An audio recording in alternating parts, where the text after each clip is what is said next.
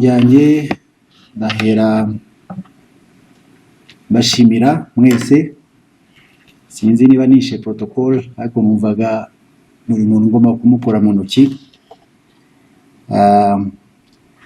It's a trust mwaduhaye kandi kubashimira mbakora mu ntoki ni ukubabwira ntituzabatenguha. Icya mbere tuzashira imbere imikoranire yacu kavuge Ferwafa namwe abanyamuryango, kuko mudahari Ferwafa ntiyabaho, umupira w'amaguru ntiwabaho mu Rwanda. Kuri ngewe nuva ko mura bafatanyabikorwa cyangwa se muri inkingi ya Ferwafa. Ibyo rero ndabijeje kandi mbashimira icyizere mwaduhaye cyangwa se mwamaye ngewe na komite yanjye uko tuyobora Ferwafa muri manda y'imyaka 4.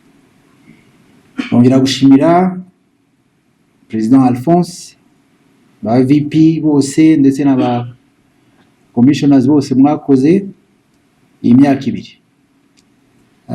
Yashoje akantu ngo abantu babatera amacupa abandi bakazana indabyo babashimira, ariko umuntu ni umuntu, ashobora gukosa, abantu tubifate kimwe, ariko kubwanjye ndabashimira. Ibikorwa byanyu birivugira. Iyo abantu batari muri same position namwe, ari umuntu igihe areba ibibi gusa, kandi ari n'ibyiza mwakoze, kandi tugiye kubakiraho kongera kuzamura umupira wacu w'amaguru. Ndabashimira muri rusange ndetse na team yose y'abakozi ba Ferwafa babahaye inyuma. Ministère iri hano, Mr. Fabrice, ndabashimiye namwe. Ibivugwa cyangwa se abantu bagenda bakabiriza, sinzi ko nabyita gukabiriza, imikoranire itari myiza na Ferwafa, ndabasaba kandi ndabatumye kwa Minister ko twifuza ko icika. Ubufatanye bwacu namwe ingirakamaro, kandi turifuza ko twubaka hamwe umusingi wa football mu buryo burambye kandi no mu mikoranire myiza. Ndetse mu buryo bwagutse ndashimira guverinoma y'u Rwanda na support yabo ivuye ku mukuru w'igihugu nyakubahwa Paul Kagame. Émilie, David, je vous remercie. Je sais que la FIFA, c'est un pilier d'économie, pas seulement d'économie, mais c'est un pilier de développement du football en général. J'aimerais également transmettre le message au président de la FIFA et de lui dire que de compter toujours sur notre collaboration. La Ferwafa, on est prêt toujours à faire de bons partenariats avec la FIFA. J'ai parlé à Davis sur des projets futurs et nous vous garantissons notre appui et notre collaboration à 100%. Mr. Uka, I don't know if you've been in my dream. So the first things I was telling my team here is to come to your office and ask you very humbly that we want to host in the next 4 years. I don't know if it's a U17, I don't know if it's which level of CECAFA champions in Rwanda. Today, I think the dream made, and we want to make it now.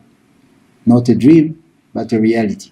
So we are here to collaborate, and we are here to make sure in a couple of days we'll visit your office, and we are planning to host a CECAFA season.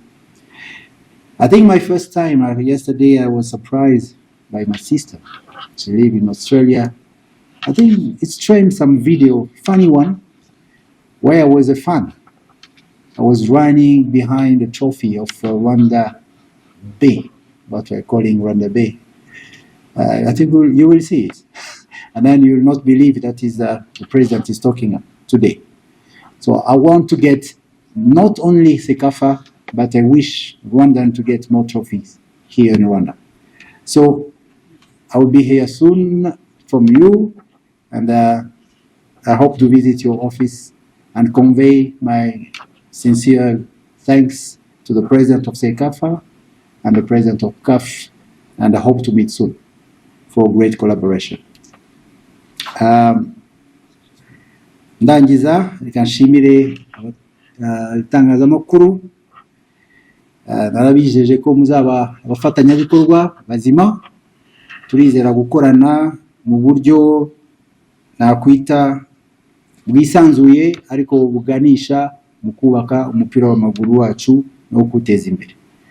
Rero ndabashimiye cyane kuba mwaje hano, ndetse na team yose, nibagiwe kuvuga ama independent committee bari hano, namwe ndabashimira cyane ku bikorwa mukora, ariko mbasaba uyu munsi nabonye coach Kasa no gukomeza kuzamura urukundo dufitiye Amavubi. Nicyo kintu cyonyine navuga kitugaragaza hanze, reka tucyubake kandi tucyubakireho kuba umusingi w'iterambere wa football. Mukanya rero ngira ngo baza gusoza inama, tubaza gukora igikorwa, ubwo SG araza kubabwira yo gukora handover, ubwo media maybe protocol baraza kubasangiza ku buryo twese twaboneka. Mukanya gato rero ngira ngo notera agiye gusinyisha abantu PV, ni mutatubona nabo tuba tugiye kure. I call for the first ESCOM meeting. Mukanya hari ibyemezo cyangwa se some resolution tugomba gufata bitarenze uyu munsi, ubwo iyi team mubona hano nawe bigiye kure, tufite the first ESCOM meeting mukanya mu minota 10.